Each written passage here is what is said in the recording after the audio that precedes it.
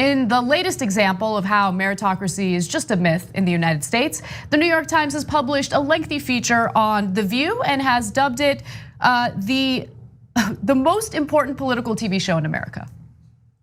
That is what they have called it. The most important political show in America. And I'm talking about The View, where on a regular basis, not only we dunk on them, but the country dunks on them because they have absolutely no knowledge. And in about 6 or 7 months, you're going to see such a change. By the time we start our campaigns in this fall, for next fall, you're going to see a very different picture about the Democrats vis-a-vis Donald Trump.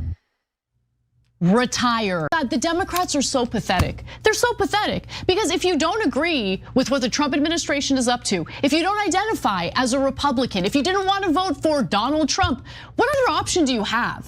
Okay, the party that tried to run a decomposing corpse. I was so hopeful that a mixed race woman married to a Jewish guy could be elected president of this country.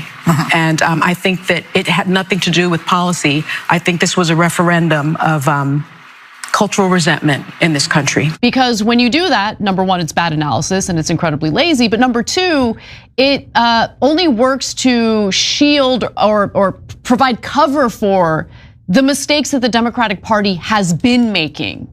If one party is telling them they're the bad guys and they're not wanted and they're the root of every problem in the country, do you think that part of the electorate is going to vote for you?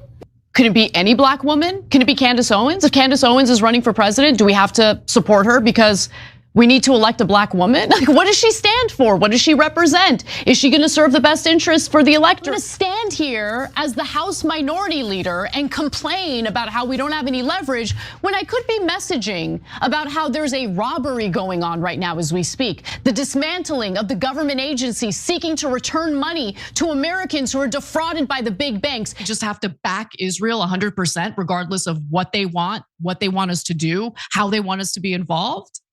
If we take the Israel lobby out of the equation, would Mike Johnson still feel the same way that the United States, the American people, our tax resources has to back Israel 100%? They'll organize, they'll canvass, they'll fight real hard to ensure Democrats have the majority in Congress in both the lower chamber, Senate, and guess what they do with that power? Nothing. That's what Biden had. And then it was excuse after excuse after excuse for why they can't get their own agenda accomplished, even when they had control of the executive branch and they had control of Congress.